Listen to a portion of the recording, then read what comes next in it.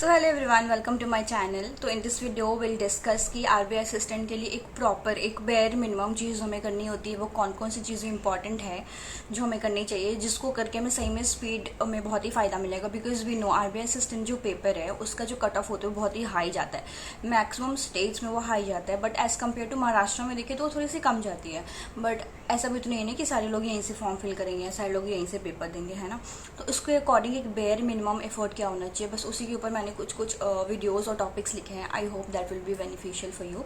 तो let's start. और to do list क्या होना चाहिए, अगर किसी को ही हो सकता है ज़्यादा लगे तो हम सॉरी और पहले से ही, ठीक है, क्योंकि हो सकता है कि सबके लिए ये मैनेजेबल ना हो, but this is the decent amount of questions जो आपको डेली करना चाहिए, ठीक है। तो let's just start with English, ठीक है। तो इंग्लिश बहुत सारे बच्चों को क्या होता है, वीक होता है। तो कोई वरी करने वाली चीज़ नहीं है, ठीक है, इट्स वेरी नेचुरल। तो उसके लिए आप क्या कर सकते हो ना कि डेली आपके टू डू लिस्ट में एक रीडिंग तो होनी चाहिए। रीडिंग करने के साथ साथ what you can do is you can give quizzes, ठीक है। क्विजेज़ के साथ साथ आपको सेक्शनल टेस्ट भी देने हैं, ठीक है। और ये आपका मिस नहीं होना चाहिए, क्योंकि अंकुश लांबा सर हमेशा बोलते हैं कि अगर आपने एक दिन रीडिंग मिस किया ना, तो फिर आप जब नेक्स्ट डे शुरू करोगे ना रीडिंग, तो वो आपका नंबर 1 डे से काउंट होगा। इसलिए बोला जाता है कि रीडिंग को ना कभी भी मिस नहीं करना चाहिए। एक चीज़ आपको कॉन्स्टेंट होना चाहिए, that is reading and giving sectional test और क्विजेज़, ठीक है। तो ये सब करना है आपको डेली। मैं आपको बाइफरकेट करके बताती हूँ। रीडिंग आपको डेली करना है, रीडिंग करने के साथ साथ एक सेक्शनल टेस्ट आपको देना है, ठीक है। और सेक्शनल टेस्ट देने के साथ साथ आपको क्विजेज़ भी देने हैं। क्विजेज़ के अंदर आपको फोकस होना चाहिए आरसी में, जो कि सिर्फ और सिर्फ आपकी रीडिंग से और सेक्शनल टेस्ट से ही सही हो जाएगी, ठीक है। उसके साथ साथ पैरा जंबल भी आपको बनाना है क्विजेज़ में, और एरर डिटेक्शन के क्वेश्चंस भी आपको सॉल्व करने हैं, ठीक है। और इसके सोर्सेज मैं आपको बता दूंगी कहाँ से क्या करना है। पहले बताती हूँ कि क्या क्या करना है, ठीक है। ये चीज़ आपके मिस नहीं होनी चाहिए। इतनी बेसिक सी चीज़ें जो आपकी होनी चाहिए डेली, ठीक है। उसके बाद बात करते हैं मैथमेटिक्स की, ठीक है। मैथ्स बहुत सारे बच्चों का सही नहीं होता और उनमें से मैं भी एक हूँ, बाय द वे। तो मैथ्स में क्या करना है कि 50 अप्रॉक्सीमेशन करना है, simplification, 30 wrong number series, 30 missing number series and 30 inequalities and 5 DI करने होंगे। ये आपका बेसिक है, ये आपका कभी भी चेंज नहीं होगा। This is a basic thing which you have to do every day. और इसका सोर्सेज अगर आप पूछ रहे हो, क्योंकि बहुत ज़्यादा क्वेश्चन हो जाएगा इसके लिए, ठीक है।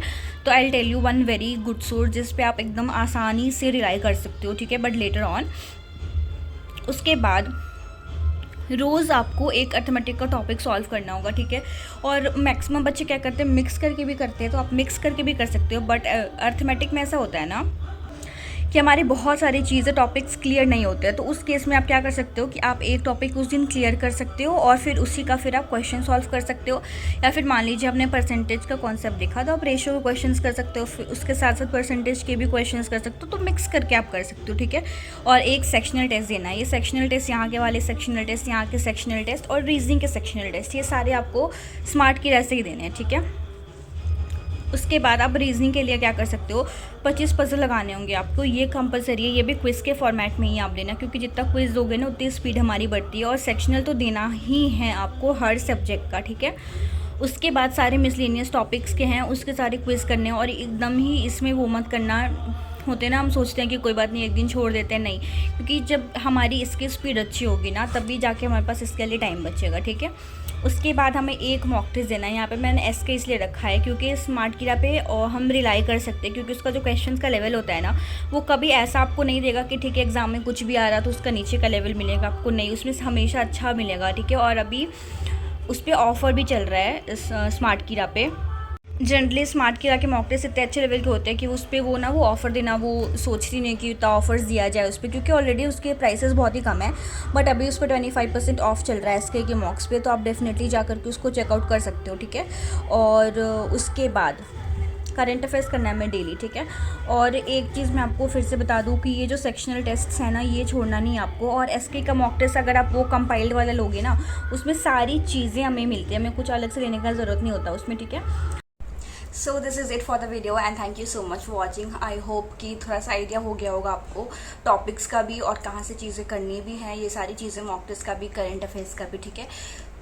सो इसको फॉलो करना आप ज़रूरी हेल्प मिलेगी आपको and thank you so much for watching. Bye.